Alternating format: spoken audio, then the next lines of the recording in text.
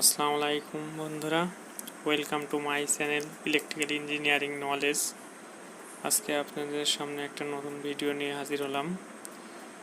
আমার কাছে একটা নষ্ট পাওয়ার ব্যাংক আছে।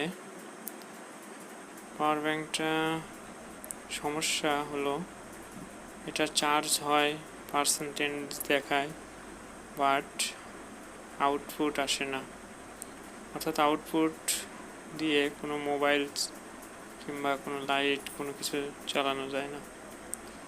আমি এটা খুলে আপনাদের দেখাবো।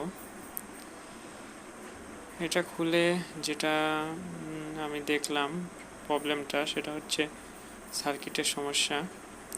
এটা আউটপুট 5 ভোল্টের জায়গা 4 ভোল্ট আসে। তো এটার জন্য একটা নতুন সার্কিট, রেডিমেড সার্কিট বাজার থেকে কিনলাম।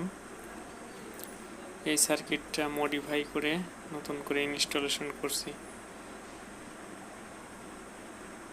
সার্কিটটাতে ইন্ডিকেটর ল্যাম্প আছে। এটা আগের সার্কিট। এটা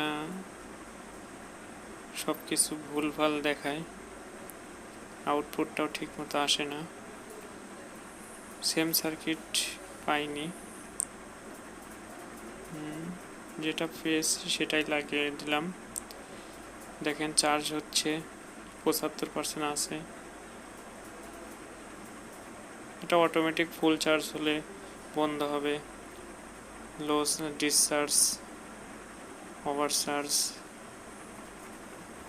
ওভার ডিসচার্জ প্রোটেকশন আছে।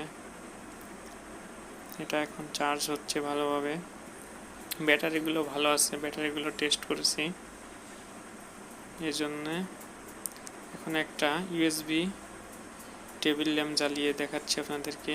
খুব সুন্দর আলো হচ্ছে। 5 ভোল্টের টেবিল ল্যাম্প, এটা 1.2 ওয়াট, অনেক সময় জ্বালানো যাবে। এখন আপনারা একটা টেবিল ঘড়ি চার্জ করে দেখাচ্ছি। পাওয়ার ব্যাংক দিয়ে খুব ভালোভাবে চার্জ হচ্ছে, কোনো প্রবলেম নেই। এভাবে আপনারা ঠিক করতে পারেন পাওয়ার সাপ্লাইগুলো, পাওয়ার ব্যাংকগুলো। Thank you. বেশি বেশি লাইক, কমেন্ট এবং শেয়ার করুন। Thank you.